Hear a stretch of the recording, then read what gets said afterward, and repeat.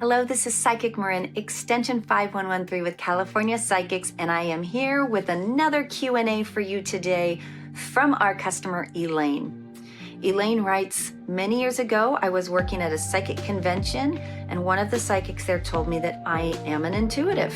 However, I'm not allowing spirits in. She also told me that when I am ready, I need to open up and let them in, and equally as important, I need to know how to turn them off.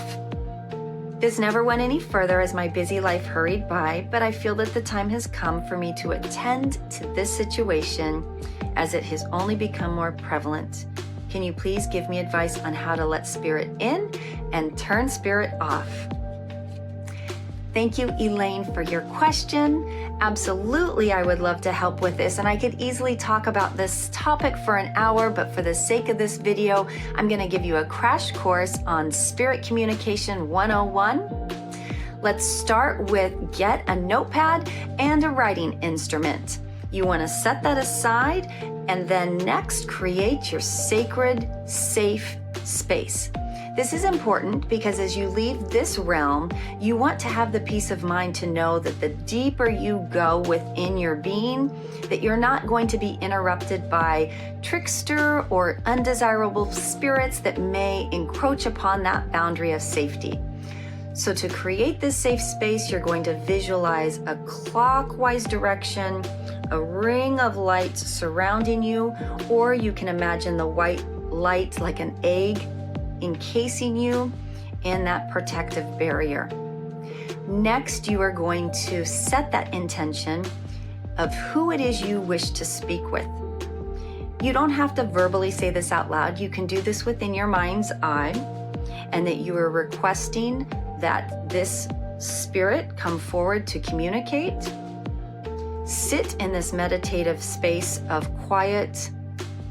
Ask for the spirit to show themselves to you, to communicate to you, to announce their presence, anything that's going to give you a validating confirmation that you have this spirit. This is where it can get a little tricky or discouraging because sometimes it takes practice and it can take many attempts before you finally feel that you have reached that spirit.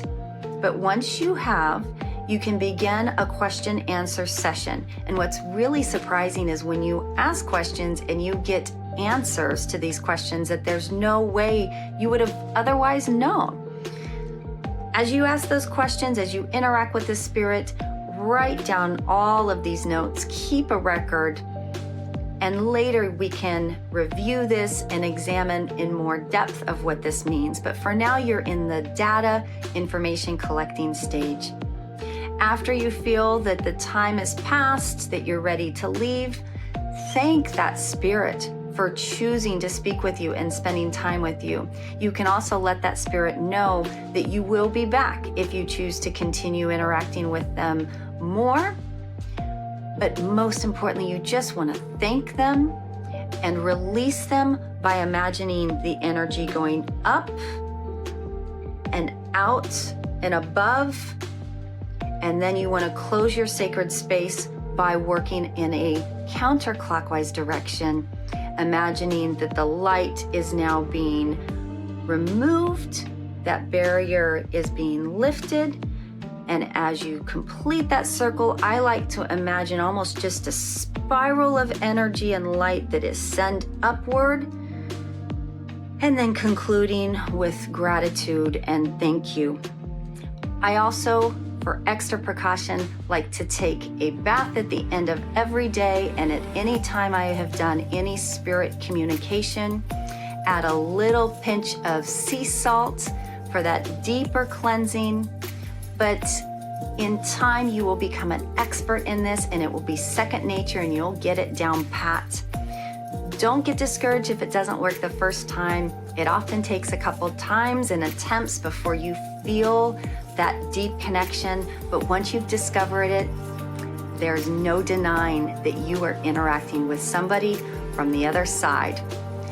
Best of luck to you, and thank you again for sending this question. And if you're watching and you have a question that you'd like to submit, you can do so by emailing Q&A@californiapsychics.com. Thank you again for watching. Bye-bye.